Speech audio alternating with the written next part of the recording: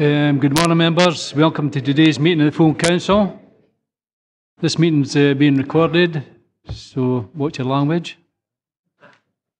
Today I'll be presenting the administration budget revision for the council's consideration. Members will be aware that there are 3 other groups who have submitted budget proposals for consideration today.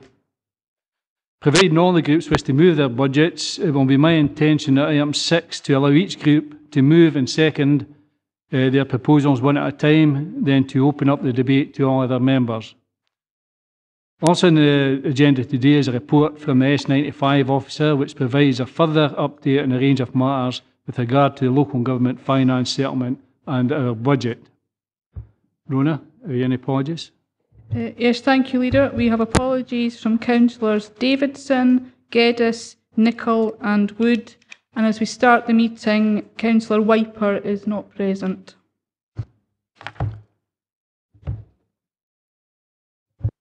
Thank you.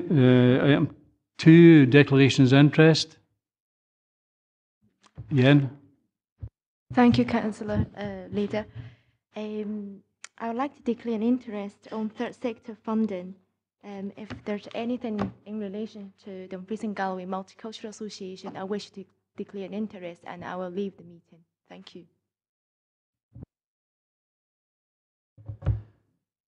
Okay, let's move on to the minute of the meeting, the 11th of February. I'll move.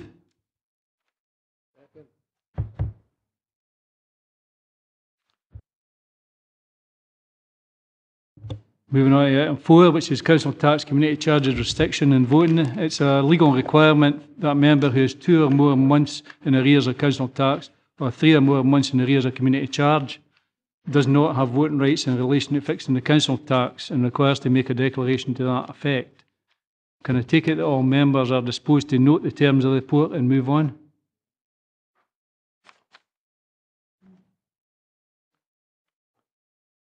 Item 5. This report updates information for members on determining the council's budget and council tax level for the upcoming financial year 2016-17, and also asks members to confirm the capital investment strategy agreed at the November 2015 meeting of the Policy and Resources Committee. I would suggest that we deal with decisions on the capital investment strategy as a part of item 6 when considering groups' budget proposals, as the administration has one request under the capital investment strategy in relation to bringing forward a report on flood prevention measures, and that forms part of our budget proposals. Details of the proposals is contained on page 14 of the administration's red budget document. As members will recall, full council considered the report titled The Budget and Council Tax 2016-17 at its meeting of 11th of February 2016. And the minutes of that meeting are included separately on this agenda. The report highlights that in setting the council tax, we are required to do this based on an overall balanced budget for the relevant financial year.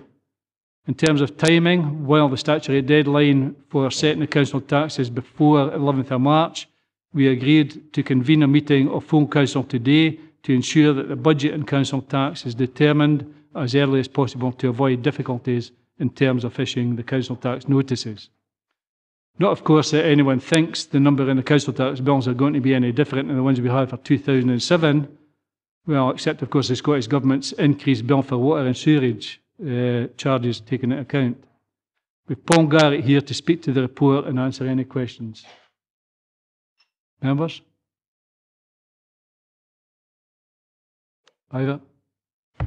Chair, it was just in line with the question I asked at Policy and Resources last week. There's $7.5 million that was identified to be within the change fund to cover any costs that may be incurred through the savings this year. How close are we to that figure, and is that figure able to actually be reduced a bit to allow us flexibility within the budgets?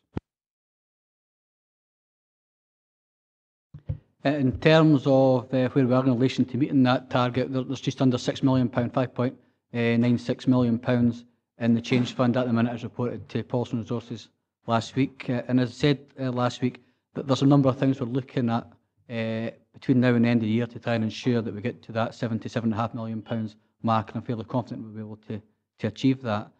In terms of whether that figure can be reduced, I think it's important to recognise that it is an estimate, and obviously how we progress the savings that are agreed today will have a big influence on the level of resources required from the change fund. So it is an estimate at this stage, and I'd like to stick to that figure at the moment. Okay, okay, we've got the recommendations. We've considered one and confirmed two.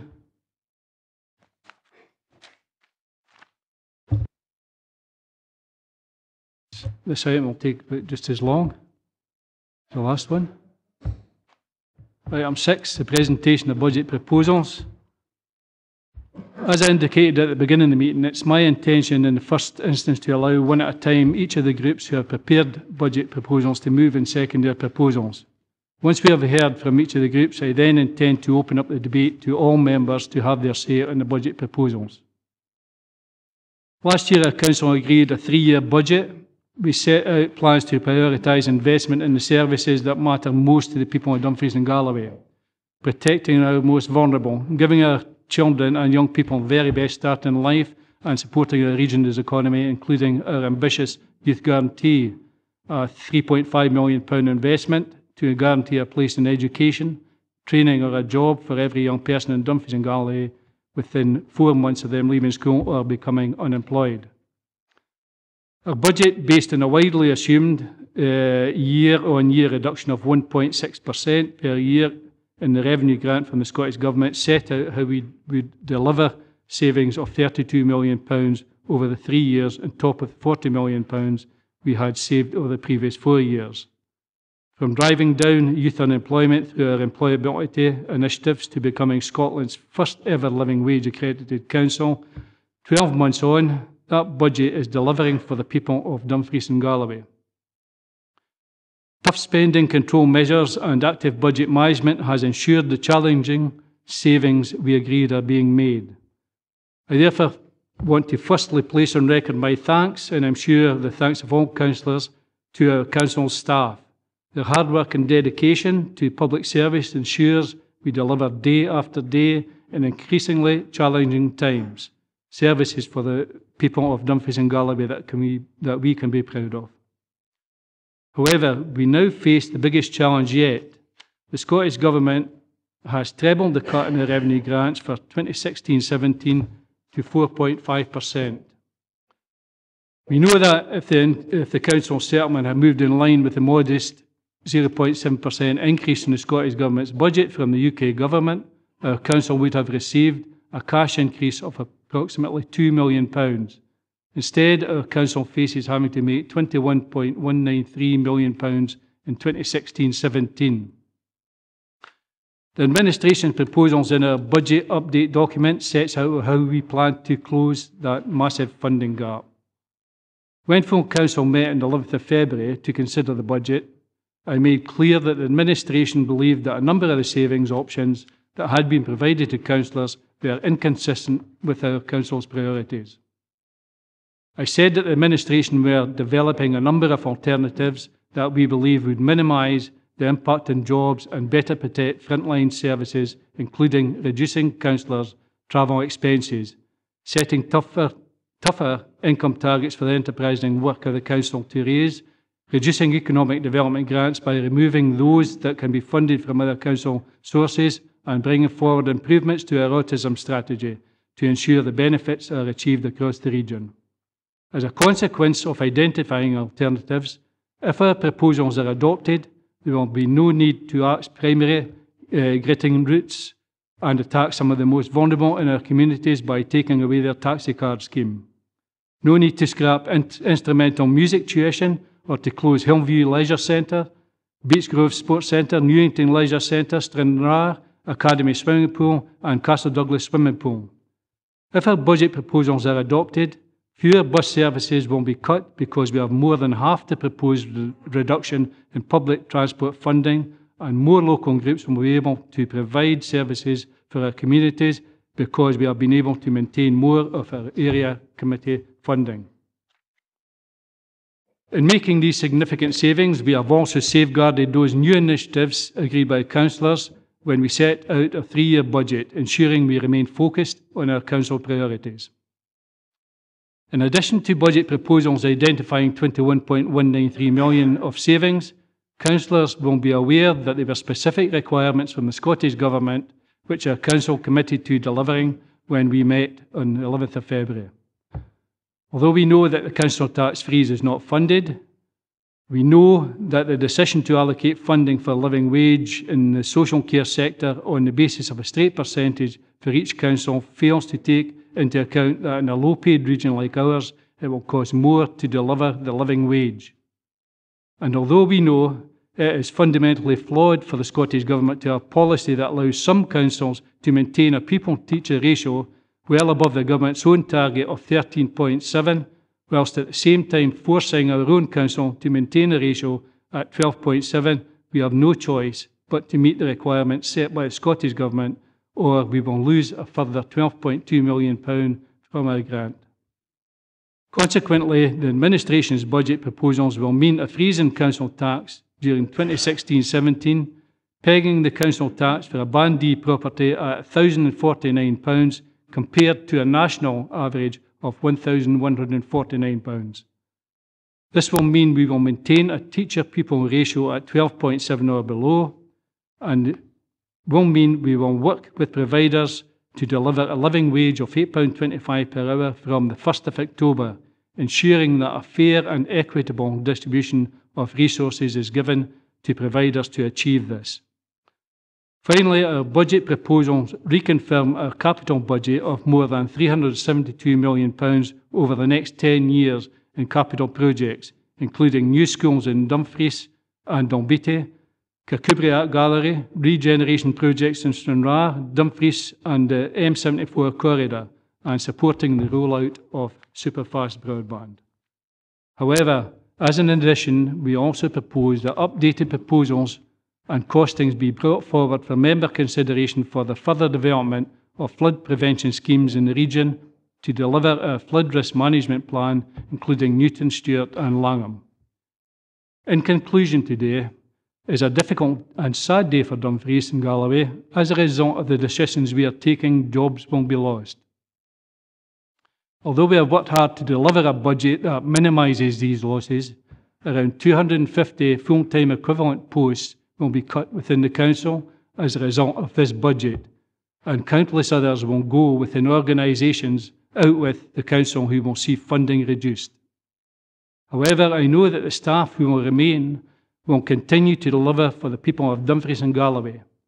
Whether it is a child protection services, the schools that teach our kids and grandkids, the apprenticeships that give young people a future, the home carers that look after the infirm, we understand just how important council services are to supporting local families from the cradle to the grave. That's why, despite the tough challenges we face, the budget from the administration will continue to ensure our council focuses on our key priorities for the people of Dumfries and Galloway and protects as far as possible those vital services. Can I therefore formally move the recommendations as set out on page 18 of the administration budget document?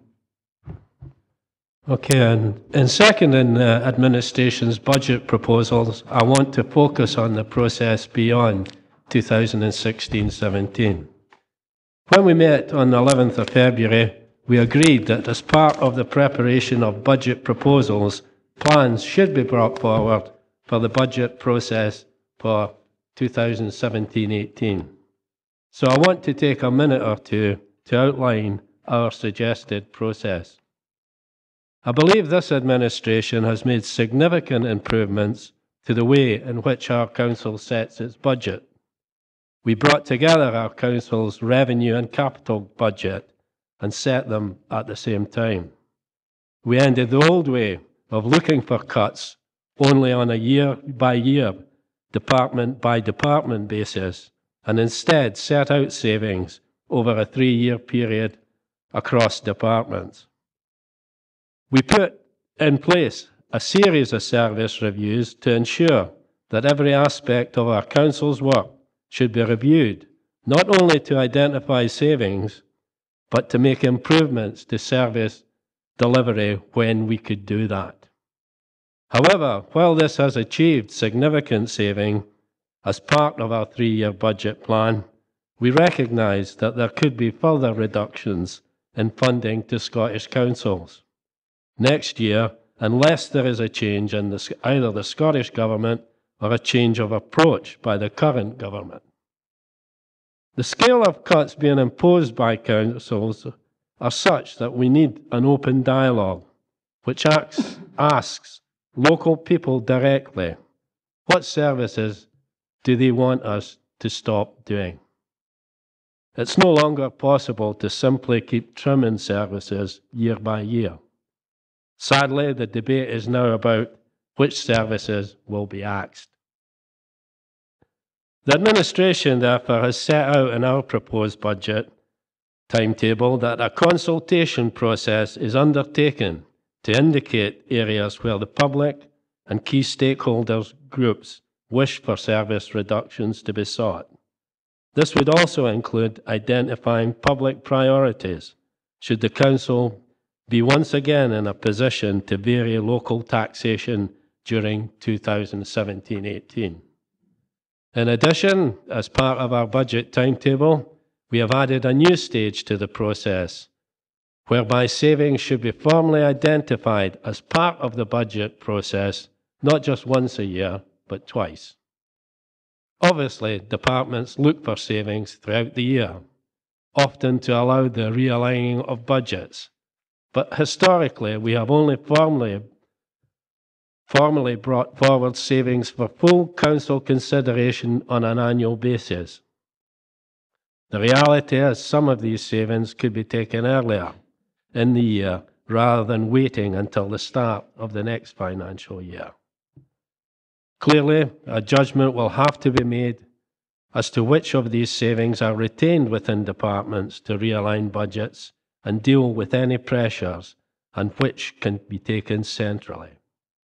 These taken centrally could be used to increase resources to the Change Fund if required. They could be used for other priorities, or they could be used to make early progress in dealing with future saving challenges. The final change we propose to the budget process is to ensure that budget proposals from groups are prepared as far in advance as possible and properly scrutinised. Groups should not be scrambling around days before they have to submit budgets, making requests of departments to come up with saving options that have not gone through proper scrutiny.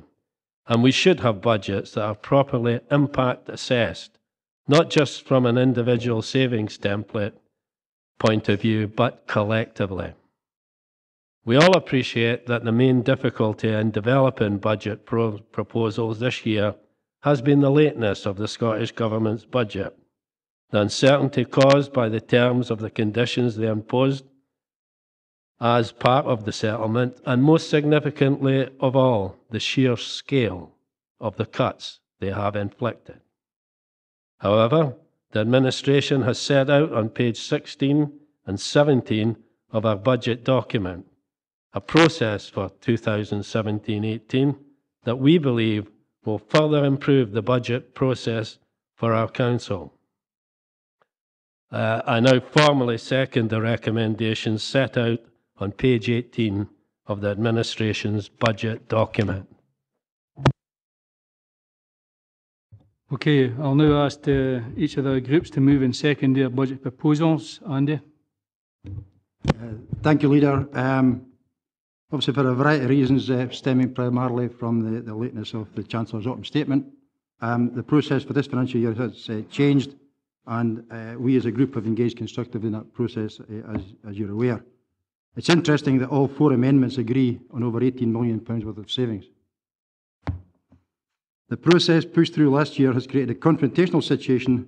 In the engagement process leading up to today, an opening cabinet by Labour setting out 2 red lines was hardly conducive to consensus politics or decision making come to that, making something I would have thought a minority administration would have sought.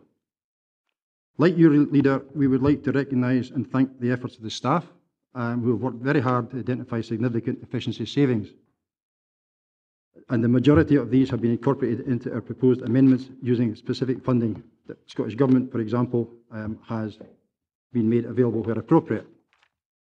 We believe the proposals that we have put forward strike a fair balance between making the challenging savings we need to balance the budget and continues to support important local services we know the people of this region value and rely on. In the winter service review, for example, we have chosen to take only part of the officer recommendations on winter roads maintenance, and because we believe that the secondary routes, i.e. the very small minor routes, are entitled to exactly the same service as the bigger routes, and they should be treated equitably. In terms of leisure provision, for the second year, we are actually bringing back an alternative delivery model for leisure, sport and cultural services, and draw that from advice on a document that was produced on behalf of COSLA by Vocal and ECOS, saying that economy of scale provides better chances for savings and better long-term sustainability and cross-subsidisation. Simply, the bigger the organisation, the greater the chance for sustainable savings and service improvements. So the question is, why are Labour so resistant to this option? In terms of work-life balance, we've had two priorities, balancing the needs of the people and protecting the Council's highly skilled workforce.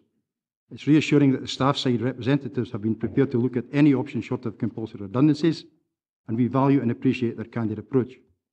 A happy, well-functioning workforce is central to everything we do, and in this modern world, the old traditional 9 to 5, Monday to Friday working pattern is no longer necessarily appropriate or feasible, and an increasing number of staff are seeking more flexible ways of working as they balance their work and home life pressures.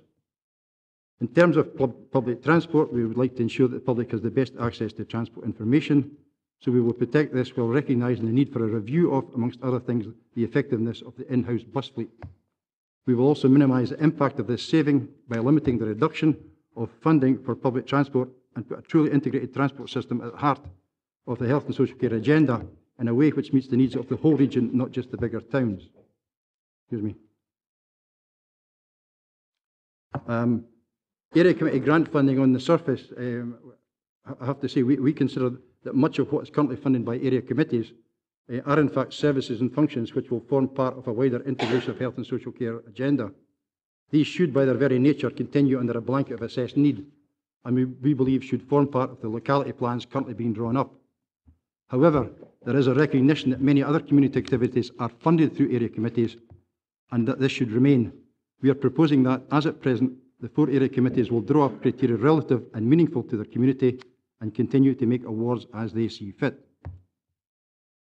In terms of the extracurricular instrument instruction, we want to protect the music curriculum taught within schools, but realise that this discretionary service is an additional provision that is becoming difficult to afford. We acknowledge that we introduced this in 2012, but the evidence to date does not show an increase in participation, particularly among children from less fortunate backgrounds, as was suggested it would at the time. So we feel it is prudent to take this measure. There is also the added concern that with the assimilation of leisure and sport into the new CYPPY department, there is a potential unfairness here which could be dealt with using an alio by mixing in the leisure and sport and culture into the one organisation.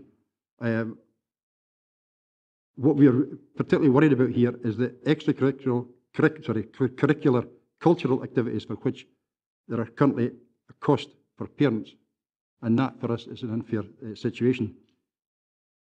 Incidentally, I have to say there was support among some of the parent councils to reduce this spending when faced with protecting other services in education.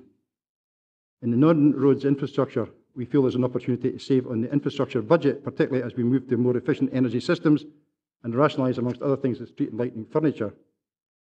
Maintenance is the key, not replacing at every opportunity. This simple process will protect the spend on roads and roadsides. We have a small area of policy development. As we know, the recent storms and flooding have brought about a very useful and particularly good piece of work currently being undertaken by some council officers with community councils, in particular to setting up emergency resilience plans manned by local volunteers to help in emergency situations, not just flooding, any emergency situation. We consider that to set up these plans is a vital cog in the emergency planning process, However, there is a recognition that once set up, these volunteers will require support from the Council. Consequently, we are allocating £50,000 to be used to augment these very local initiatives and support the local volunteers across the region. We would wish to thank the joint trade unions for their engagement in the process, helping us to ensure there are no compulsory redundancies in our proposals. Just now turning to Labour's budget proposal. It's interesting, Leader, that in this glossy second version of your reread book, you cite a percentage settlement from Scottish Government, but fail to mention this was a rationalisation agreed by Labour-controlled COSLA. Neither does he make any reference to D&G's share of integration money, which is actually in excess of our entitlement using a pure head count. Unlike Labour, we have made no cuts to essential children's services. Their proposals to bring children on the autistic spectrum back into the region is a continuation of the work started when we were in administration and is to be applauded. However, we feel a measured approach is the best way to do this. The practicalities of moving children, who by the very nature of their condition demands a continuity of provision, so to move to a new system we feel is fraught with danger. To remove them so quickly from nationally acclaimed centres of excellence to a local facility seems a step too far, just too quickly, and the major fear is the level of care and support they currently get may be compromised whilst our local staff get the appropriate training. Additionally, what will become of those looked after children who we cannot find intensive foster care for? Labour's pilot proposal to remove teachers from school nurseries is a retrograde one and is, again, we feel dangerous. Do we have the required number of current nursery nurses at their senior level, or do they have to be trained? If so, how long will this take?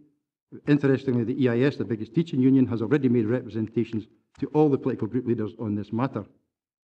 The hidden worry in this proposal and the cuts to the integration budget for children appear to attack by stealth our private and third sector partners who are already cash-strapped. Incidentally, whilst both sectors are currently lobbying political groups about the sustainability of their services, this saving will impact on partnership nurseries, childcare providers and childminders alike. The very ethos of the added money from Scottish Government is to have a cocktail of approaches and provisions to meet the conflicting demands of parents and not use it to balance the school's budget. Unbelievably, they've also agreed to cut the cleaning budget in schools despite serious reservations from head teachers. So effectively what we have here is a cash grab on our own children's early learning and a rush into a service with a potential train cash coming down the line. And almost finished here, but for an administration so keen on growing a vibrant economy, we cannot understand why you're taking £15,000 and £10,000 respectively from the town centre economic developments of Dumfries and Stranraer. Quite frankly, we're baffled at that. There's also a sneaking admiration for the sleight of hand with the winter service when it appears Labour are taking nothing out of the winter service template, but perversely it is included in their non-road infrastructure template. What is this? What do officers do? How will this affect our roads? There is no clear political direction in this. Last and by no means least, we cannot believe that Labour have taken nearly £500,000 out of the change fund. We said last budget time that their credit card was maxed out, and now I think you're just raiding the Baron's piggy bank. Thank you. I formally move the SNP budget. Ian? Just to formally second, thanks, Leader. Okay, thanks. Ian? Thanks, Leader. You'll be pleased to hear my speech is nothing like as long as the last two. So I'd like to start by saying thank you, Leader. Firstly, I'd like to take this opportunity to thank Paul Garrett, Gillian Ross and their team for all the help and support we received from them during the budget process. I would also like to thank all staff involved in putting the budget templates together, the joint trade unions, my fellow councillors, and last but not least, Leader, you'll be maybe surprised here, but yourself as well, for making yourself and your budget leads available for discussion over the last couple of weeks. I feel that was a positive move. Our budget has been put together with a focus on putting people first whilst absorbing the horrendous cuts we have had to face up to with our financial settlement. We have done our best to protect health, social care, education, jobs and frontline services. By including an arm's-length external organisation to deliver our leisure, sport and cultural services, we will protect both jobs and valuable services whilst making considerable savings by avoiding having to pay national non-domestic rates to the sum of over £1 million over the next few years and ongoing. Just imagine getting the chance to get £1 million knocked off your annual bills, then turning around and turning your nose up at it. What a blunder that would be for the people of Dumfries and Galloway. That is equivalent to at least 40 full-time equivalent jobs being flushed down the toilet. The Gull project, again, is a good example of my group taking on board strong views of the people of Dumfries, a small sum of money with considerable benefits to local people. We felt that to risk removing part of our primary gritting routes is a step too far. The council went through a thorough piece of work only a few years ago on how to best manage our grittings across our region. It was considered by my group that we weren't willing to leave road safety at the back door. The safety of the people of Dumfries and Galloway is too important to us. It is time for our area committees to take a real inward look at themselves. Area committees are a leftover of the district council days, and that needs to be pulled or pushed quickly into the 21st century. We believe they have an important role to play in local democracy, especially as we move into the health and social care integration area, but let's make a real job of it. The Dumfries and Galloway Independent Group have taken the opportunity to apply a small amount of policy development money towards this in order to help streamline the process and reinforce our support for our area framework teams and the valuable work that they provide. Less is more in our view. Less area committees throughout the year, leaving more time to deal with the everyday problems of the residents we represent and allowing members of the council to receive the level of support they require or even desire. Focus of today is to discuss our budget proposals, but it would be remiss of me not to speak about the recent financial settlement between the UK Government and our Scottish Government. At last, it looks like Scotland has secured certainty over their funding over the next 6 years. But the question that has to be asked is, will we be here this time next year, still arguing over budget cuts, taking out massive chunks of money and moving to compulsory redundancies, when it is clear to all and sundry that the savage attacks on our council budget across Scotland can be brought to an immediate halt after that announcement? I formally move the Dumfries and Galloway Independent Budget for 2016. Roberta. Thank you, Leader, and I am happy to second. Okay, Jane. Thank you, Leader. I think, as stated before, we agree very much with the overall principles of this Council. That is to say, the economy, the best start for the young, and regard for the needs of vulnerable citizens. Much of our proposed budget is shared with our political colleagues, and I propose only to mention items as they come forward that are different. Members know the background is grim. Doubts have already been rehearsed over the Scottish Government's treatment of local councils' decision-making. We are prevented from taking action in response to outcomes for our communities, and we are forced to consider inputs. This is old-fashioned, controlling, and extremely bad for democracy. And the future, Leader, to my mind, looks no better. To create a sustainable, prudent budget, we have either to raise more income or to cut our costs.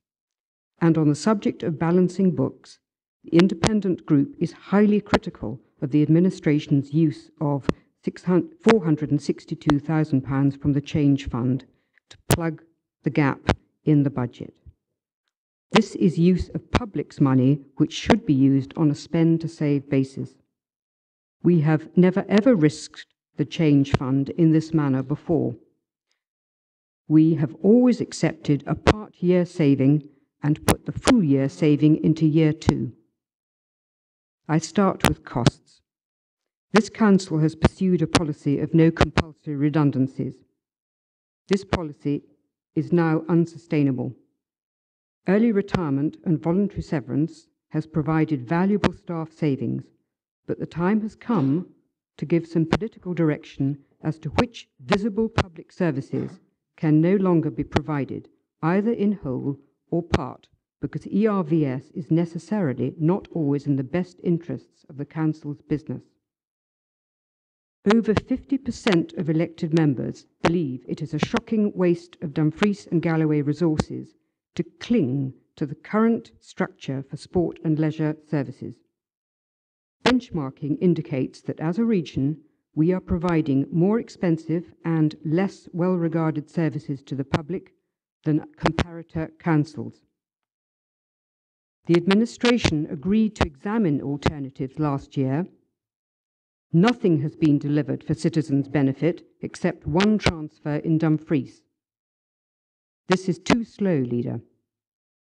The longer this drags on, and the longer the administration does not take action, the more cuts have to be made in other things that we value. Looking at the costs of the service, Sport and leisure is currently modelled in such a way that some towns have no sport and leisure staff, as school halls are let out to community-run groups by education staff, while other areas have standalone facilities with support through council staffing.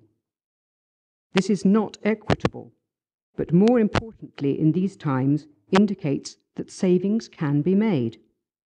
This nettle has to be grasped this coming year.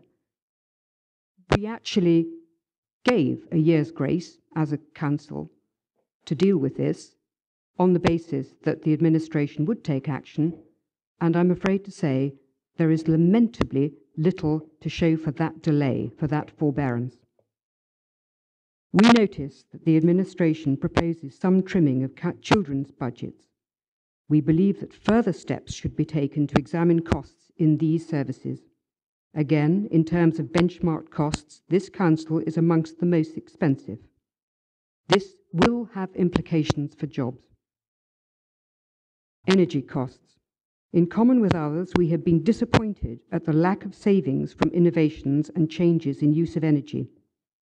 We believe that there are benefits to be gained from acceleration of measures in this sphere, and we would ask for and expect a report to come forward on this subject as soon as possible. Income. Our budget does not use reserves in any form to prop it up. The use of reserves only postpones pain, as money to plug the gap in revenues next year still has to be found. Political parties, all trying to woo voters in the coming elections, are reluctant to put forward an obvious income stream from regulation of car parking. This proposal requires investment from the Change Fund for the first 2 years, and thereafter a source of much-needed income for the Council. Many members will be aware that a template in proper fashion has already been produced. Officers have assessed the level of income could be up to £1.7 million. That is a lot of service retained and jobs safeguarded. All the unions recognise this. The Council cannot afford to ignore an income stream of this size. Most towns have regulated car parking, both time-limited and paying. Technology such as Ringo now exists to make this an easier process. We have to start work this year in order to achieve this goal by year 3. The only issue that I think that we differentiate the independent group substantially from other areas is the issue of a small and modest increase in costs of school lunches. This has not happened over the past 4 years. We are below the average for costs, and I think that is a modest and sensible increase to be made. I commend our independent group budget. We believe it to be prudent, transparent, and above all, honest. Leader, we accept your recommendations on page 18, and we are assuming that the process on page 16 and 17 is also part of those recommendations. I'm not absolutely clear about that. Thank you, Leader.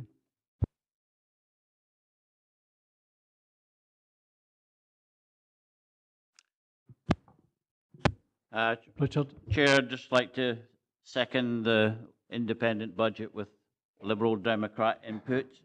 It is a truly dreadful and terrible budget, which will affect the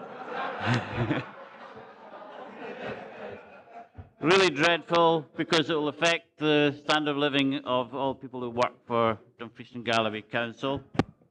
It is dreadful, but it's the least worst budget on the table today. Now, I'd just like to thank all the groups who have put forward a budget.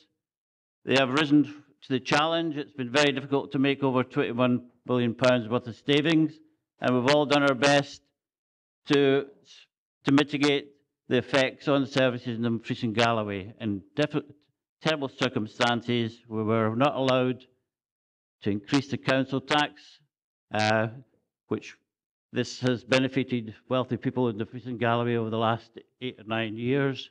and there's been no favours to low-paid workers who do receive reductions in their council tax.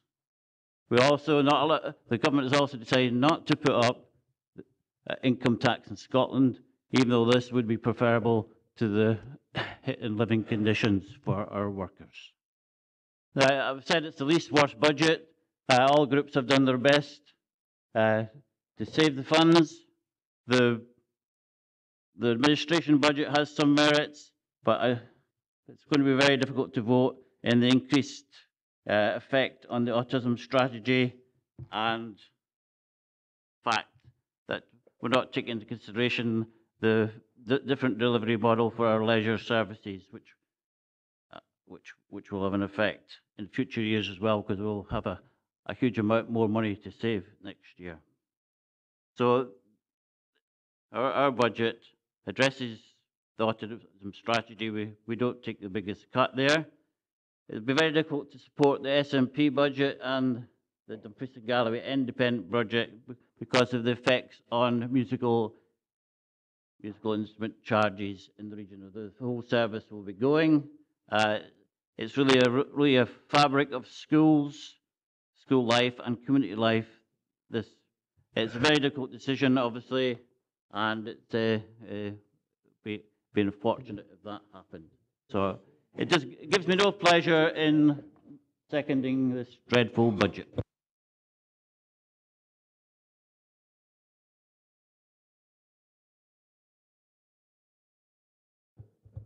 Anybody want? We told you it was honest. Anybody want to follow that?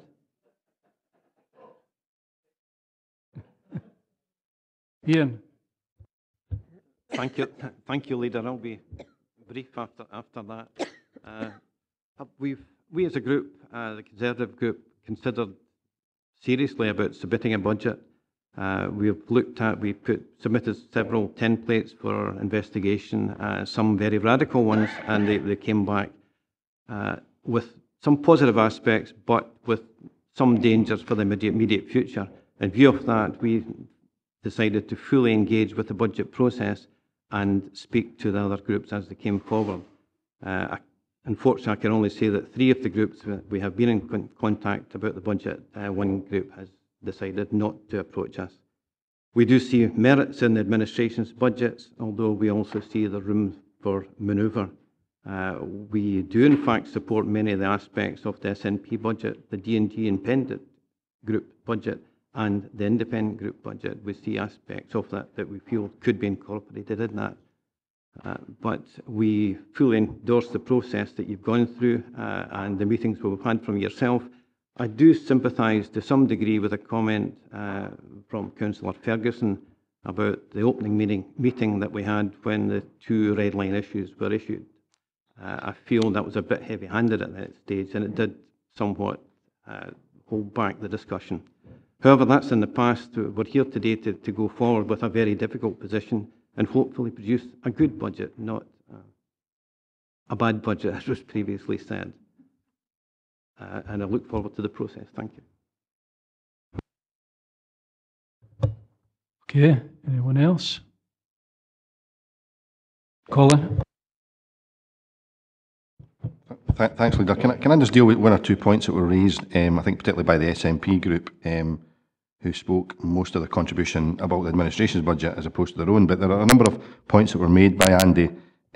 First of all, he raised the issue of the music instruction not being, the uptake amongst kids in deprived areas not being particularly high. I think that's an issue that needs to be challenged, but the one way it won't be challenged is by scrapping it, which is exactly what the SNP are proposing to do. You cannot increase uptake by scrapping the process. It means that no kids from deprived areas will be able to participate in that instruction if you take it away, and therefore I think to actually use the issue on the back of deprived areas is not very honest with the public when you're proposing to scrap it. We're all committed here to no compulsory redundancies, but there will be 15.7 full-time equivalents removed from the service, music instructors removed from the service as a direct result of the SNP proposing to scrap it. Now, I don't know about anybody else, but I would have loved to find out exactly where 15.7 full-time equivalent, so therefore more than 15 people, will be redeployed within the council if they're music instructors. I'll be intrigued to know exactly how that would work. The reality is that it is compulsory redundancies by the back door from the SNP if they take that away. They also raised the issue of the economic development reduction. It's a modest reduction of £25,000 and it is in effectively town centre events. The proposal from the administration is that that should be funded elsewhere, that there should be applications from the groups that actually take that forward to area committees, and we would certainly encourage that. It'll be certainly easier to pay it from area committees if you take the reduction in area committee funding from the administration of 30% than it will be from the SNP's proposed reduction of 50%, which certainly would make it unlikely to be funded from there. But I'd remind the SNP that their budget includes £119,000 worth of cuts in economic development grants. The one that we're proposing is around the town centre events, and we believe that that sits better elsewhere and is not an economic development grant. But on the infrastructure budget, the SNP seem to find it a wee bit strange that we're actually believing that it should be properly scrutinised at the EEI committee before the exact details of the cut are agreed. That seems perfectly logical to me. They seem to think that it's a sleight of hand to remove funding from the winter gritting budget. So let me be absolutely clear what the Labour group and the administration's position will be when that matter goes before the EEI committee. There will be no cut in primary gritting routes when we vote on that matter at the EEI committee. That, of course, in stark contrast to the SNP, who proposed £300,000 worth of cuts in winter gritting, the vast majority of which will have to come from primary routes, because that's where the vast majority of funding comes from. The issue of the autism strategy is one that a number of groups have raised, and I have to say I'm a wee bit surprised at that, because the only difference between the two budgets is around timing and geography. The reality is the 420,000 reduction that's been proposed in order to bring young people back into those on the autistic spectrum back into the region is 420,000 in Dumfries, and the remaining up to the £700,000 is simply to do the same in the west of the region in Cairnryan House. Now that's the only difference between the two, so I'm a bit of a loss as to why people object to the process being implemented in Dumfries but not in Stranraer. I don't understand the logic behind that at all. The reality is we believe if you're going to bring young people back into the region, which I think is a laudable thing to achieve, you should ensure that those facilities are in both sides of the region, both the west of the region and the east of the region as well, and that is the only difference. So I think the suggestion that somehow that's a dangerous thing to do is something we certainly wouldn't accept, and it is, I have to say, in all the other groups' budgets for year two. The difference is purely around timing. The SNP make no mention at all about their proposal to scrap the taxi card scheme, which will hit obviously some of our most vulnerable people within this region by removing the access they have. And at the same time, they propose to have a bigger cut in bus services, which is a double whammy for our older residents trying to get around. They make no mention at all in their proposal to scrap the Gull project in Dumfries. I remember watching the Environment Minister talking about being tough on seagulls and tough on the causes of seagulls a few years ago, and that's what this scheme came about. That now seems the SNP are going to be soft on seagulls, and I look forward to Councillor Witts trying to explain that to residents in his ward when that scheme is removed by the SNP. There's been a number of issues raised about the change fund. I think in the document that we've set out, we're very clear what we propose around the use of the change fund. It's purely around those particular savings that can't be taken fully purely because of a decision we're taking on timing. For example, rather than taking reductions in some of our schools in April, which we could do, we could bring it forward and do that. And I'm surprised Jane hasn't amended the budget to say that, if that's a concern. What we're proposing to do is to take those savings at the beginning of the school year. That's a perfectly logical thing to do. It means that the full saving will be taken in year two. Therefore, the use of the change fund is very much on a non-recurring basis. Councillor Maitland said that the council had never done that before, never used the change fund in a particular way. I'd remind her that she voted for a change for using the change fund to pay an increase in kinship care allowance. Now, I'm not entirely sure how that fits into the category of change fund, but that's certainly what she voted for a number of years ago. But our use of the change fund is very carefully chosen, and what Councillor Maitland also forgets is that we've actually built into the budget process and the timetable for next year, not just one process in order to make savings, but actually to make savings more than once per year. The idea is that we can make savings earlier in the year rather than wait until the end of the year or beginning of the next financial year before we implement particular savings. That's likely to identify significantly more sums that can either be inputted into the change fund or could be used to deal with other pressures within the council as well.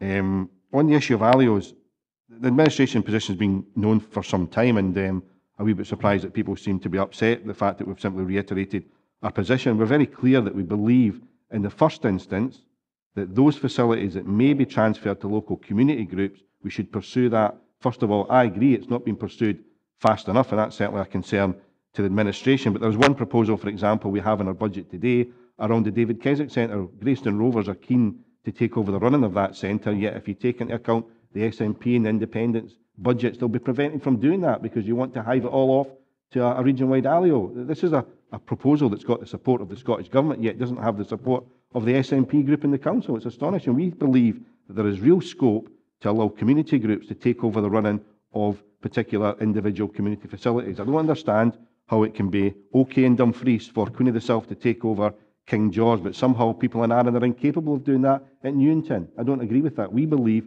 we should be pursuing that option vigorously before we consider further options of a wider ALIO. We have already put proposals forward for our three main facilities to be put into an ALIO because we recognise they can't be taken over by community groups. But there's a fundamental contradiction from people arguing against our proposals, when on the one hand, they've spent the last few years effectively trying to get 39 community facilities out into local community trusts to be taken over by the local community, then oppose that when we try to do the same with sport and leisure facilities. I think there's around 20 community facilities that still haven't gone through the transfer to individual community trusts. We want to pursue them to make sure that we can look at options for those 20 facilities.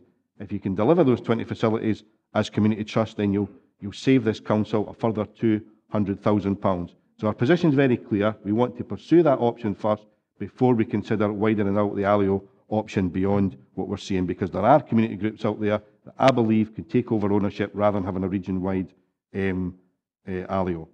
I agree with Councillor Maitland when she talks about energy efficiency. I think we need to go a lot further on that particular issue, but there is £720,000 already in this year's budget on savings around energy facility, and we certainly should pursue that. The final 2 points raised from Councillor Maitland is around car parking charges. She's very cleverly proposing car parking charges in Dumfries and Stranraer, but not Kirkcudbright. I wonder why. And the one thing she did forget to mention, and she might want to mention to other members of our group, she's proposing the closure of Stranraer Academy swimming pool.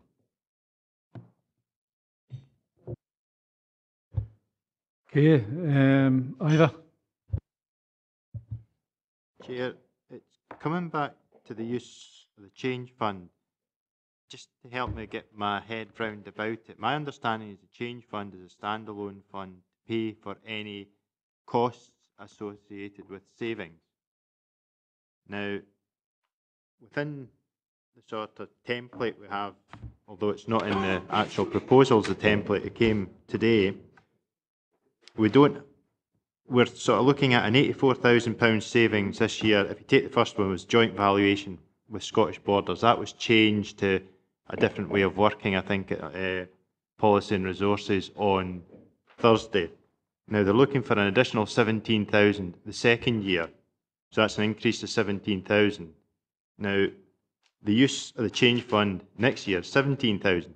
So if we're using that change fund that we've already identified as having to be used, we're reducing it by 460 odd thousand. Now, if the full cost next year is 7.5 million, are we double counting that money? Because you can't take it away and spend it and then say you're using it as a saving. Because the cost of making these savings has been identified at 7.5 million, and if we're actually using a 462,000 of that to achieve more savings within the actual budget, that's surely 8 million we need in the change fund to address the same level of savings. And I don't just understand how we can do that, because a lot of these savings will be to do with our ERVS scheme, and I would expect they would be upfront costs, whether you go half the year or at the end of the year, you'll still have to pay that. So where's the saving in that 462,000? Colin? I think just to explain again, if you look at page 11 of the document, what we're saying is that there are a number of savings that will take an element of time to implement, partly because of the school timetable, partly because of the time to implement the individual saving, and what we're proposing to do is, on a one-off basis, use the change fund to cushion the cut by effectively subsidising that time, if you like. So it's not, I don't know where you get double counting from, simply the fact that in year 2 there'll be a full saving around the Joint Valuation Board of £101,000, but in year 1 we can only save up to £84,000, so the £17,000 difference will come from the change fund. But by the time you get to year 2, effectively the need for that £17,000 from the change fund disappears.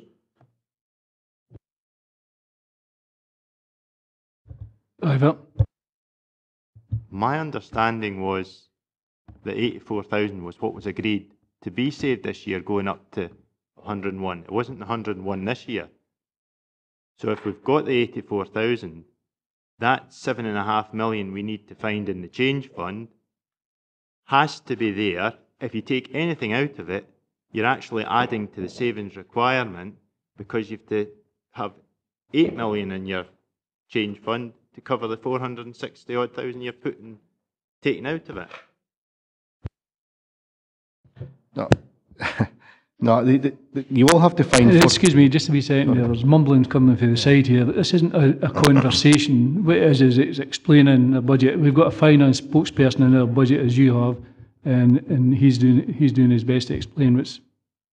If we require to raise whatever figure it is we require to raise in the change fund, the first point to make is we'll have to properly assess exactly how much is required in the change fund based on whatever budget is agreed today, because it's purely an estimate at this moment in time. But if you take £462,000 out of the change fund and you require, say, up to £7.5 million, then of course you're going to have to find extra funding to make up that £462,000 on a one-off basis. There's no question about that. That's explicit in the proposal we've got. At this moment in time, we don't know exactly how much will be required for the change fund. What the process involves at the moment is that we've found £6 million in the change fund, and you'll have to continue to find additional funding for the change fund. What we've also built into the budget process is effectively 2 stages of finding savings during the course of the year. Instead of just simply waiting until this time next year to look for savings in 2017-18, we've built in a formal process to look for additional savings within 2016-17. They can be used several ways. They can be used to deal with any budget pressures coming up within departments. They can use for new priorities, or they can be used to top up the change fund. Exactly how much we'll need for the change fund, although it's still to be finalised. Okay, Andy. Thanks very much, Leader. The issue about musical tuition in the Keswick Centre are dead easily answered. An alio, a full alio delivering leisure and sport and culture would actually address all these issues. So that's a given, that one. I also thank Ian for his wee bit there about the engagement process. Yeah, but we were there and in that thing. No, just a minute. Andy, I can't make you. Sorry. Sorry. Okay, can you hear me now? Yeah. You want me to start again, Leader? Right. Okay. Okay. The autism strategy is. We've said we agree with the principle. Right. Absolutely agree with the principle in bringing these kids back in, but it has to be on a staggered, measured basis, because these kids who are out there, out of region, are very, very dependent on strict regimes. It'd be the nature of their condition, right? So just to tweak them back in one without going through the whole process we think is actually not a good move, right? And would obviously be guided by our experts within the council on exactly the timescales and process for that. We're just saying let's be a wee bit measured about it. And the last thing, just it's this use of the change fund. Where is the template and the assessment, impact assessment for that? Because nobody knows what we're doing. Effectively, you're stripping away half the safe, or a fair proportion of the safety net. I think that's a kind of thing what Ivor's getting at here.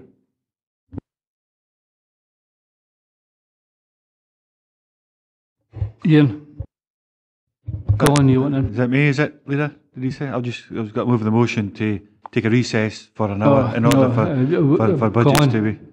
Can I just deal with the point that was made by Andy, because I think he really needs to explain to the public how cutting the budget for instrumental instruction by over £500,000 is going to be dealt with by an alio. Where is the budget for instrumental instruction? If you cut that budget by £500,000. Is an Alio going to magic that money out of the air? This is something that's delivered by the education services.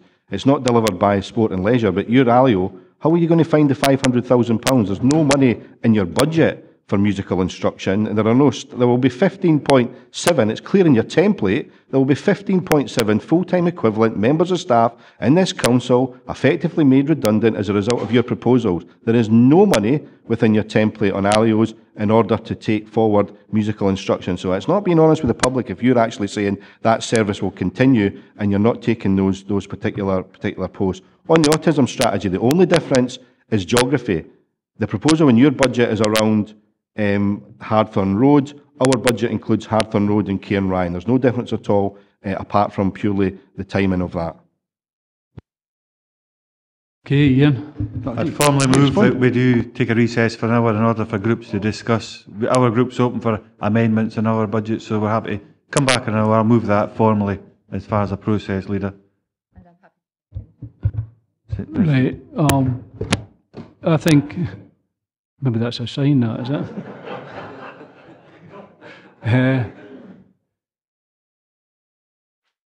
I don't think the members have had enough time yet to ask questions, and they haven't. It's fine, leaders and that, saying what they want to say, but I think other members deserve the right to have a say in the chamber first before any recess is going. So I move that we don't have a recess just now.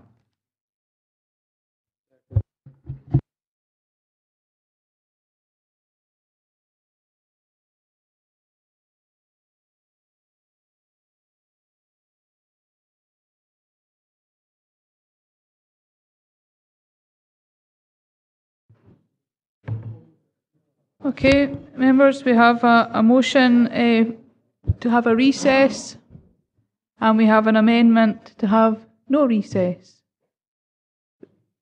Okay, we all clear what we're voting for? Okay. Leader? Amendment. Deputy Leader? Amendment. Councillor Bell? Motion. Councillor Blake? Amendment. Councillor Brodie? Councillor Carruthers? Motion. Councillor Karen Carruthers? Motion. Councillor Carson? Amendment. Councillor Collins? Councillor Dempster?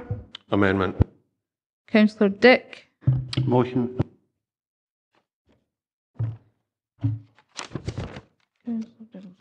Councillor Dryborough? Amendment. Councillor Dykes?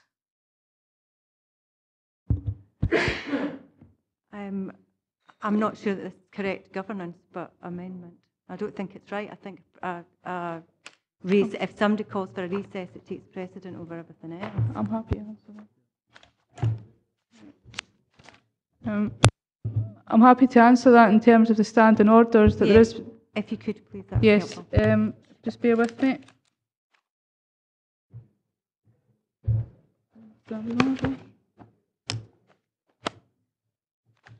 Apologies, it's Standing Order 10.2.10. A motion for adjournment of the meeting shall be moved and seconded without a speech, and shall have preference over all other motions, and shall at once be voted on if there is an amendment. In that case, it's an amendment from me.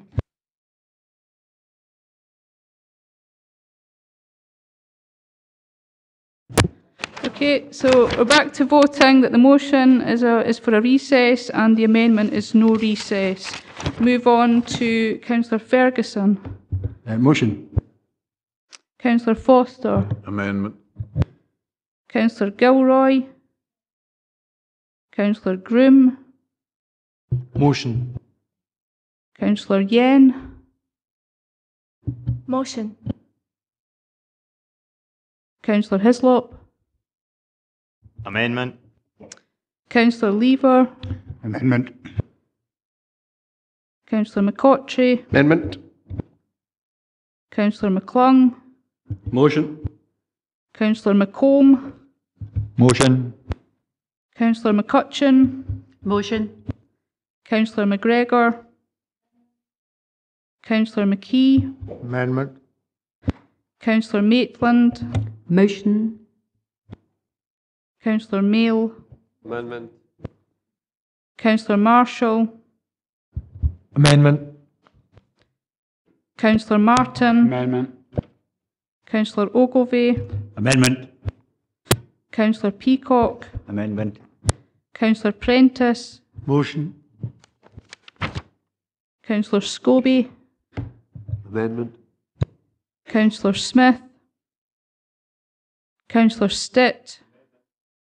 Councillor Syme. Amendment. Councillor Tate. Amendment. Councillor Thompson. Motion. Councillor Tuckfield. Motion. Councillor Witts. Motion. Okay.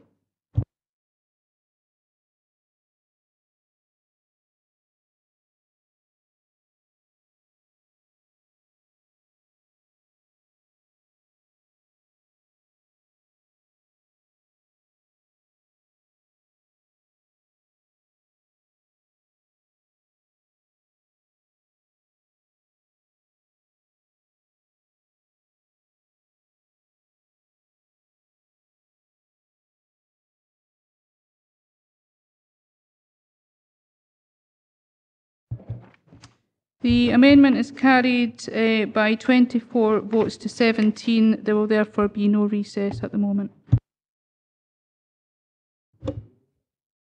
Right. Tom? Thanks, thanks, Leader. Just looking at some of these budgets, I think it's... Apologies.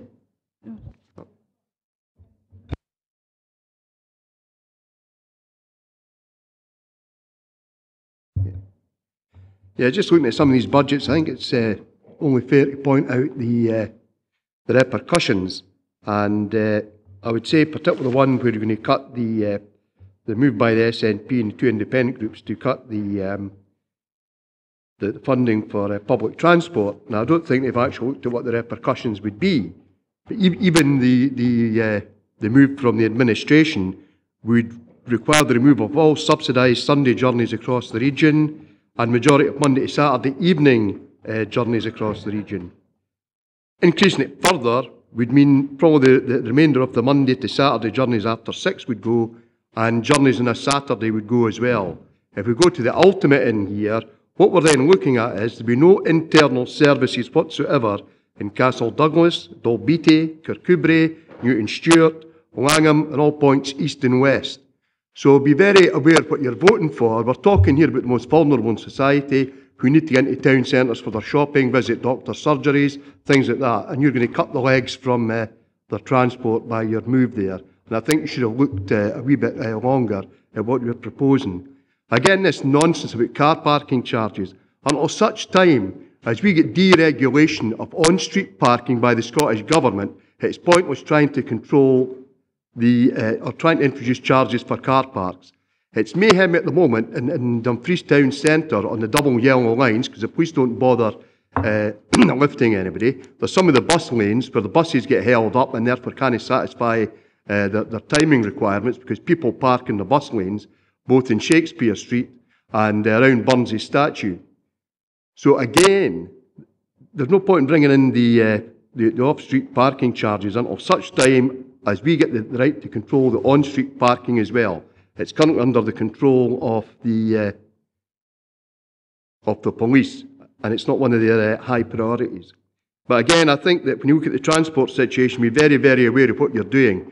You're harming the rural areas the most, and the higher up with the cut you go, then you're going to ensure that a lot of towns in this region have no services whatsoever. So be very, very aware of that. Ian. Thank you, Leader. It's just a point of clarity. During your budget address, you made mention to the fact there'd be a loss of 250 full-time equivalent jobs. Yet the template 22, makes reference to an estimate of 120. I just wonder if you could explain that difference. Colin?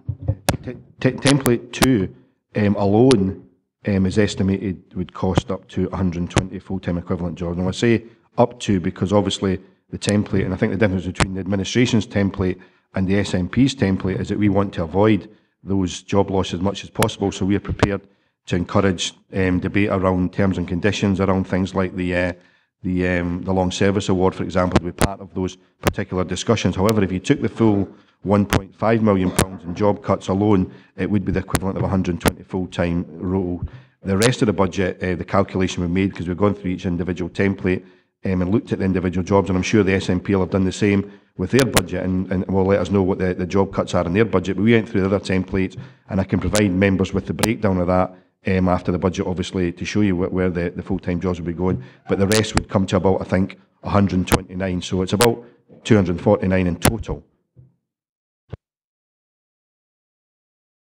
Yeah, Ian.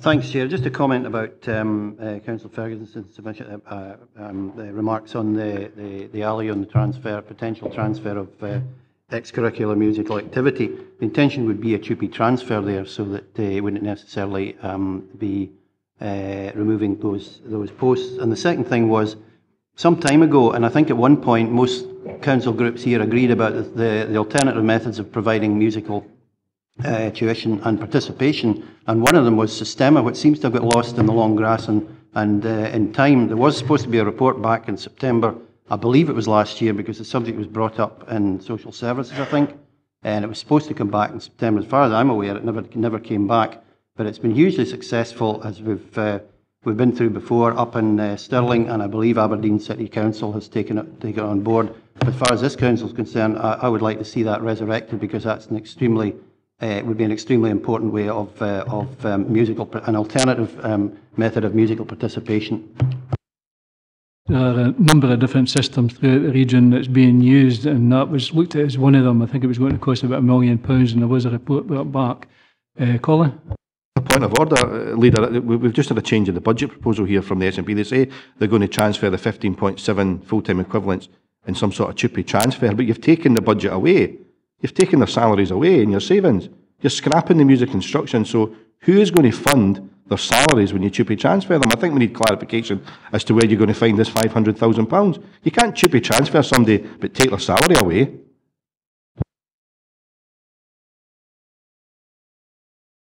No answer. Okay. I would question whether or not that budget proposal is actually competent. Is it competent, is it?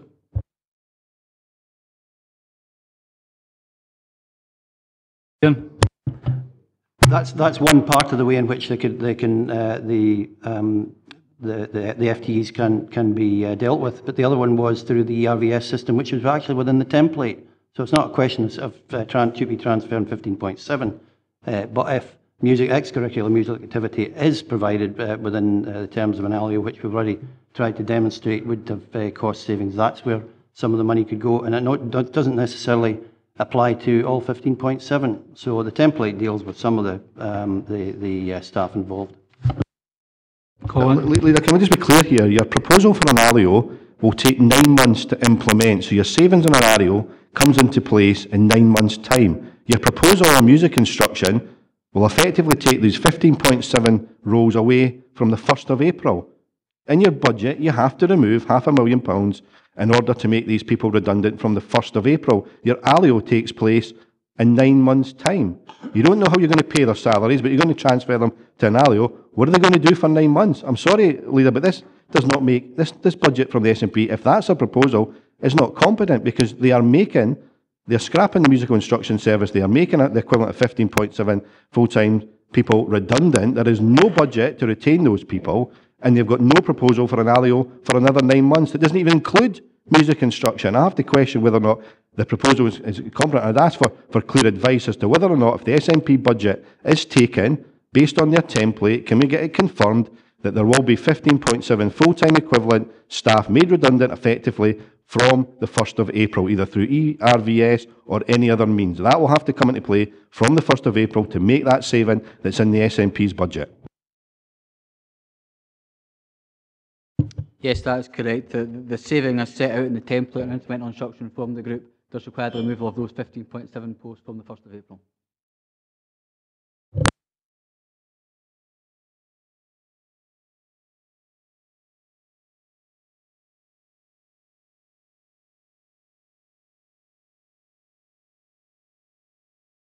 Jeff? Yeah, can I just address the teachers in the nursery classes? The proposal is to adopt a model that's already in place in other parts of Scotland, where nursery teachers have adopted a peripatetic role and moved out of the early learning and childcare settings and the benefits are primarily in relation to creating a more flexible staffing model in settings to enable a move towards offering parents greater flexibility, as the Scottish Government's demanding at the moment. So I don't think it's a retrograde step at all. And also in terms of the review and redesign of children's integration services, that's clearly laid out in administration template number 7, where it is once again looking at a different model of delivering the services, an improved geographical model of services, and also recognises the fact that additional funding is being targeted by the Scottish Government of vulnerable 2-year-olds, so we're removing some of the duplication which would arise if we didn't go to a different, improved model. Willie. Thanks, Chair. While we didn't submit a budget as a the non-aligned group, we did take the opportunity to meet in the telephone box yesterday as the group to consider all 4 budgets that had been submitted. And there were many pluses and minuses in all the budgets that were presented. So we're grateful to Paul for presenting the comparisons in that respect. I think what we looked at where, Tom has spoken about the transport, reducing public transport, and I think that the administration budget is the one that has the least effect or the least reduction in that one. So in this regard, we would hope that there would be, and for Tom and his team to look at this, to see how effective a transport system could be introduced, where there's an opportunity perhaps to look at dial-a-ride or whatever to the more rural areas, because some of the other increased reductions would have a serious effect on rural areas. And I would hope that that does give an opportunity to look at that. We looked at the 490,000, and we have got concerns on the non-road infrastructure budget, because it does, as has been said, introduce some of winter services, and we hope that that could be mitigated in some way. While it would not affect the primary routes, as Colin has said, there are also the secondary routes, and it's the ones that as soon as there's a drop in temperature, it's the ones that we receive the most phone calls about. So I think we've got to look seriously at that one. So we have concerns on that one. Our biggest concerns, and all groups have come forward with the 45,000 in the attendant public conveniences. And we do think this is a retrograde step in moving back, and I can think back to district council days where in toilets with non-attendants, the way that they can be vandalised and indeed perhaps used for inappropriate purposes. So we have serious concerns where we'd be spending more money in the vandalism and so forth that would occur if past experience has anything to go by. We have concerns, and we discussed this with Ted this morning, in terms of the cleaners and the reduction of the 35k.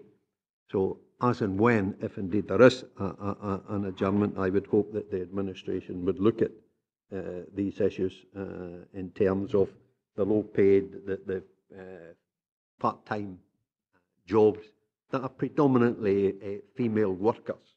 And I would hope we could look at that, or the administration could look at that, or indeed any other groups that are doing that. So we have, as I say, plus and minuses, and I would hope that we can come to some arrangement today to agree a budget. Okay, thank you. Jill? Thank you, Leader. Just going back to some of the questions earlier, can I just be clear then on what's been said by Paul Garrett regarding the SNP budget and the D&G independent budget? They both take full £570,000 of the savings on the instrumental instruction, and they're both suggesting putting in place alias at a saving of 175,000. Can we just be clear then that if we were to vote on either of those two budgets, what we're saying is that we're making 15.5 people redundant? Compulsory redundancy. I just want to be clear on that. Is that what we're saying here on those two budgets? No, we have a policy of no compulsory redundancies. What it means is, I remember we're also signing up to maintaining our teacher levels. So we'd have to use the redeployment processes agreed by the council to try and retain and reskill these people to apply them. But obviously it wouldn't be into their specialist profession. So that's the agreement with the trade unions, that we would have to then use our DG Transforum processes to try to redeploy them and retrain them. The point that Councillor Smith was making is that it wouldn't be into the specialism area, but the posts would have disappeared and the budget relating to those posts would have gone. Leader, can I just come back on that then? So therefore, are the savings achievable? As long as we have movement within the education teaching budget, and we certainly recruit far more teachers than that. Again, it's about that moving these posts would disappear. So if we remove people from it, the posts would disappear, and we'd have to enter into the process of redeployment and retraining for these individuals, particularly as we're required to maintain our teacher numbers. But are they teachers? So they are teachers we're talking about. But other staff would follow the same process. We have an agreement to use our transformation processes to retrain and redeploy. But the posts will have disappeared and the associated budget. So where's the sorry. saving? In other words, yeah, they're music teachers. They teach music, and they would need to find other skills, like, you know, if they want to go out in a waste collection or something like that, or whatever. So my point is the saving actually there?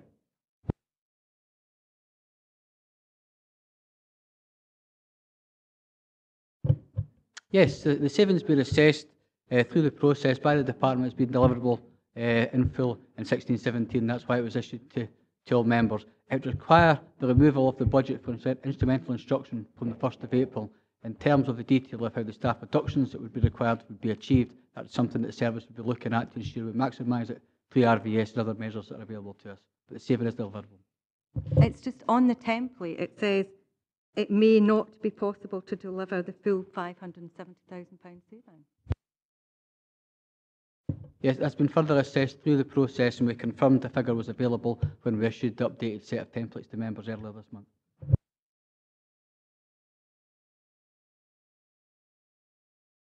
Right, Sean, you were on. Yeah, it was just on the same point with regards to, if you look at template 12, it actually says that some of it, the 15.7 full-time equivalent employees, some of the reduction could be delivered through ERVS redeployment. What it doesn't say is what would happen to the other, and that we would naturally assume that must mean redundancy. Paul says there's other measures. What are those other measures? I think Gavin's explained that we need to go through a process and try and find them, but I don't know what the end up would be. But Andy, Leader, one word: extracurricular. Hey, not the school time. That's not removing teachers with musical instruction from schools. It's extracurricular. That's what we're talking about. Not the whole school tuition system.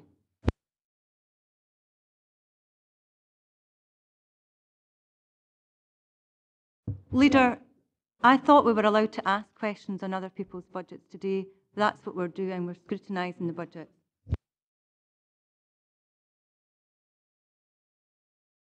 okay, I think we've. Sorry, Ira. Chair, I'm not sure if there'll be a recess after this or not, but if there is, would it be possible to have a look at the template with regard to the use of the change fund, because it wasn't included in the papers that came forward from the administration, so that I know it's in today's one, but the glossy magazine, but we don't have an actual template on this one that came out the other day. So I was just wondering if we could have a look at that if there is to be a recess. Okay, you calling for a recess? 30 minutes. Yeah. Okay, 30 minutes.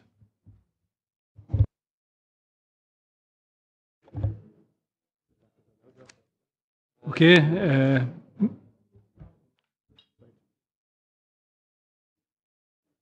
It's now open, members.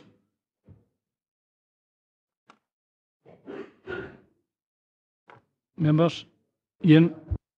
Leader, I'm happy to go to the vote.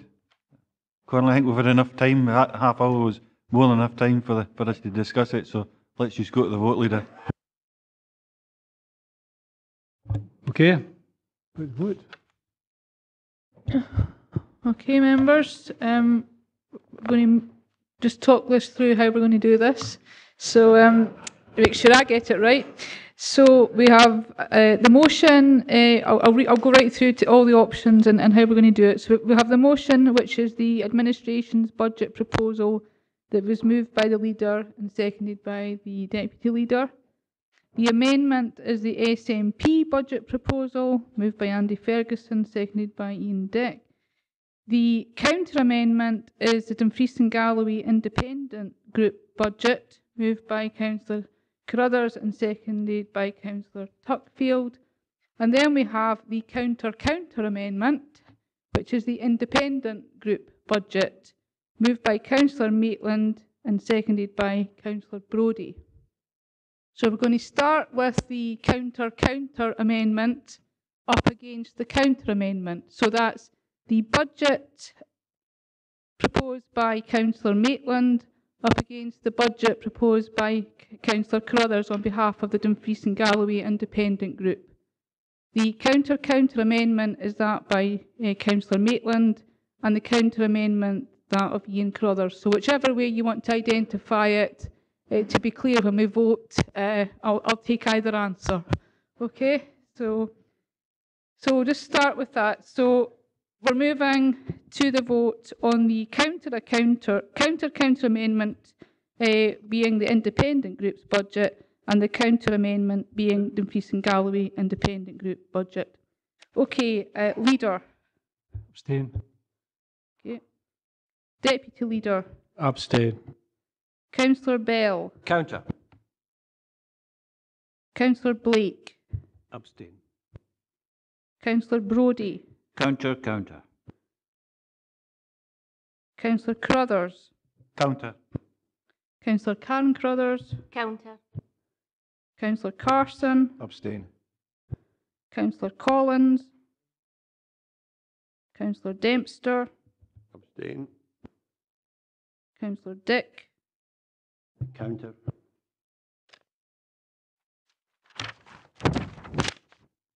Councillor Dryborough. Abstain. Councillor Dykes. Abstain. Councillor Ferguson.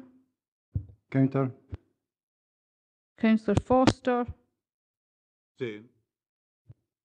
Councillor Gilroy. Abstain. Councillor Groom.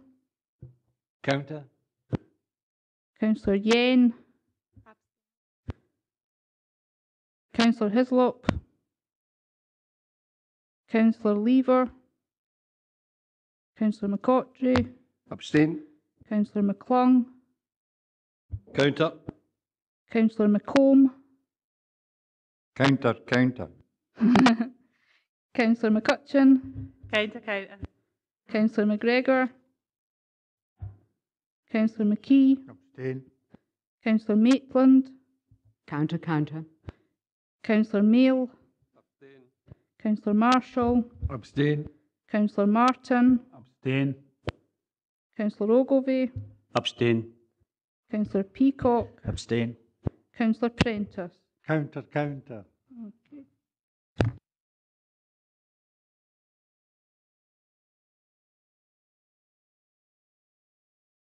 Abstain. Apologies, Councillor Scobie. I've still got some to go, haven't I? Sorry. Yeah. Councillor Scobie. 2 abstentions. Councillor Smith.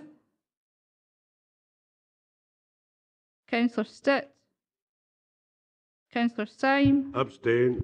Councillor Tate. Abstain. Councillor Thompson. Counter. Councillor Tuckfield. Counter. Councillor Witts. Counter. Okay, everyone voted?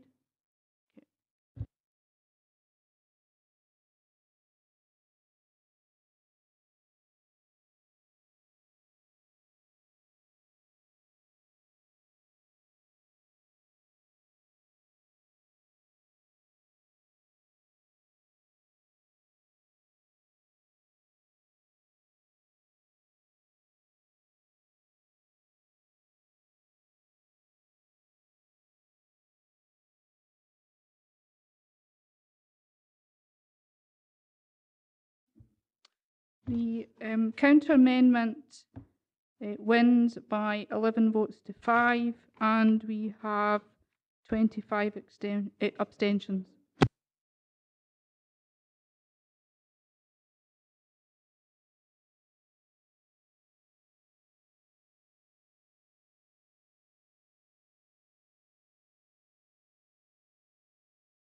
Yep.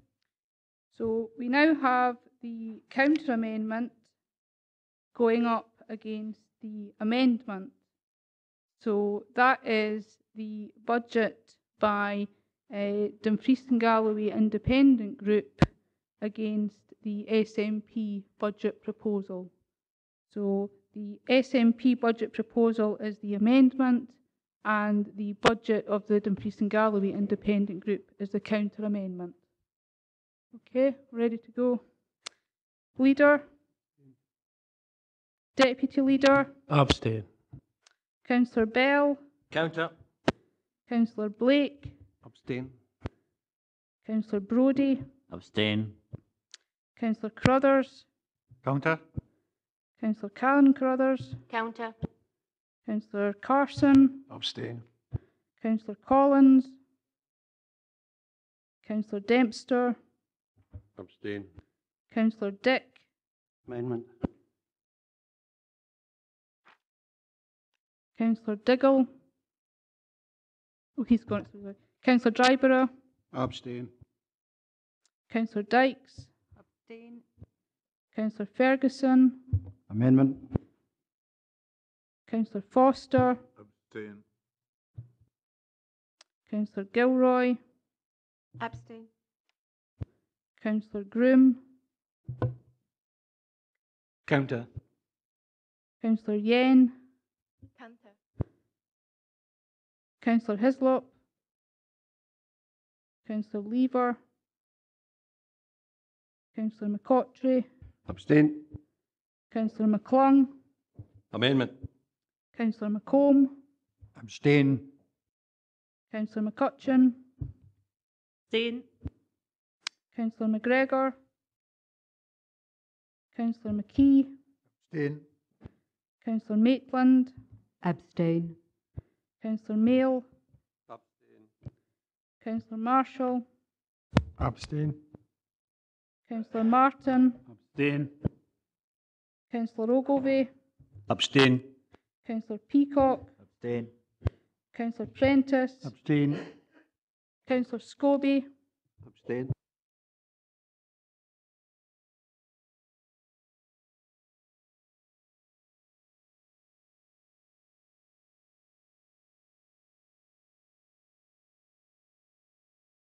Amendment.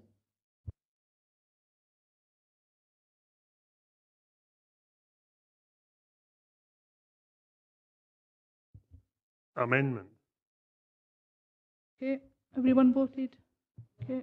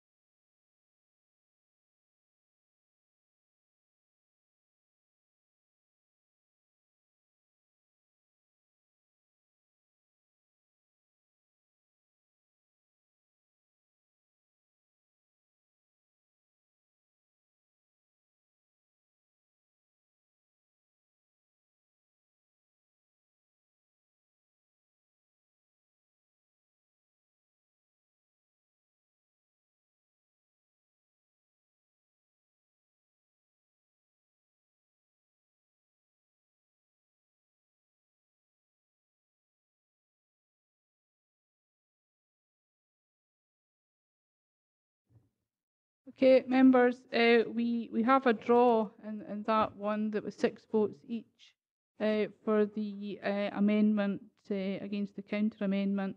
There are no rules for this particular scenario, and the leader does not want to exercise his casting vote. Therefore, I'm in your hands as to how you wish to proceed. Normal practice in cases like this would be to get a pack of cards, and whoever gets the highest card drawn wins the vote. That's how it's been done in the past. We've even selected the council leader that way in the past. Okay, well, if members are happy to proceed on that basis, we'll proceed on that basis.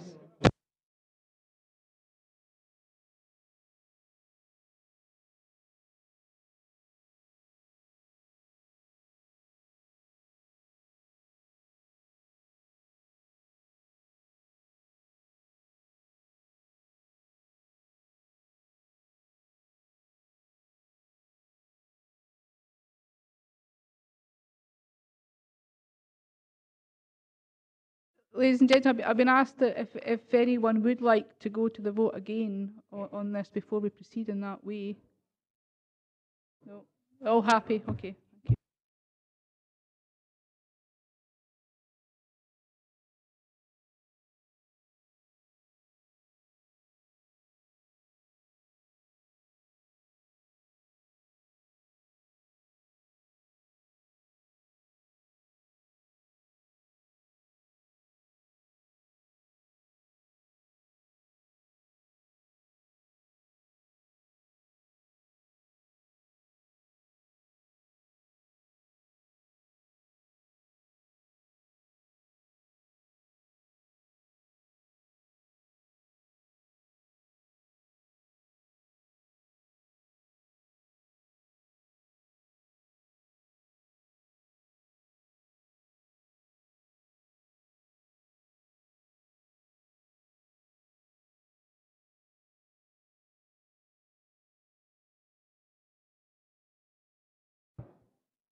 Ladies and gentlemen, this wasn't in the training manual. Therefore, the first card that will be drawn will be for the counter amendment, and the second card that is drawn will be for the amendment. The higher of the cards will win, and an ace will be seen as the highest card in this particular process.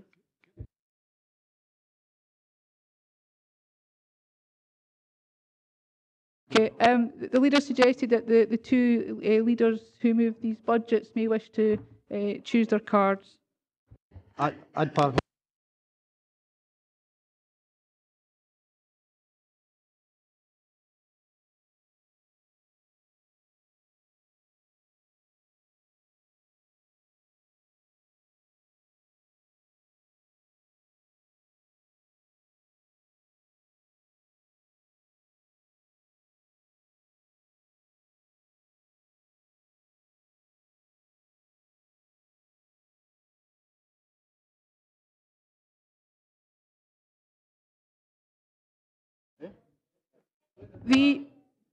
The amendment has won the draw.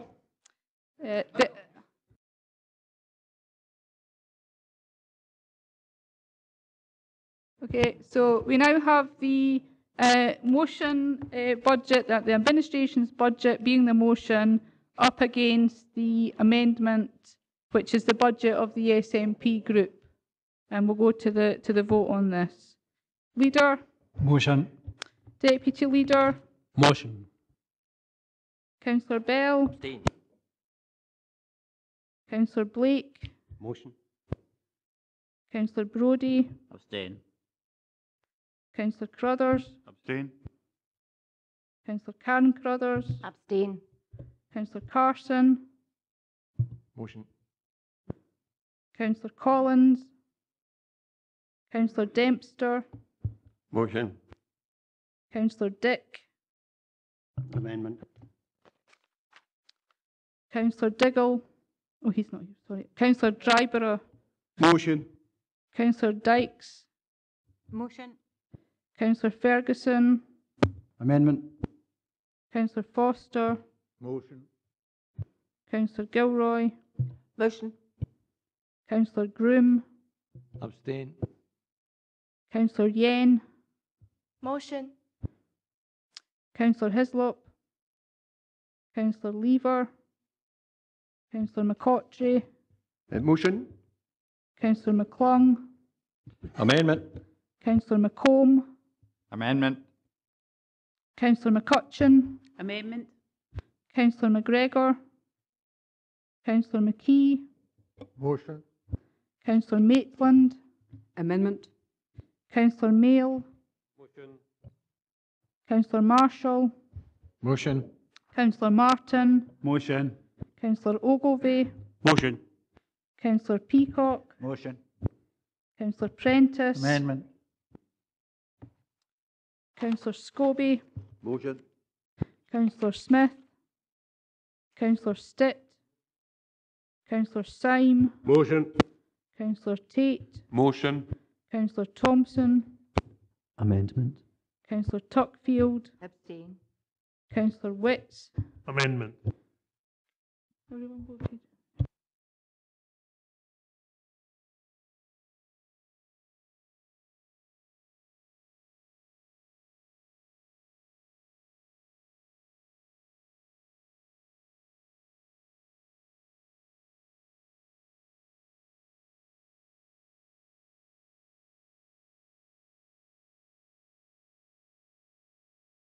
Okay. The motion is carried by 25 votes to 10, and we had 6 abstentions. Okay, thank you, members. Of no other business.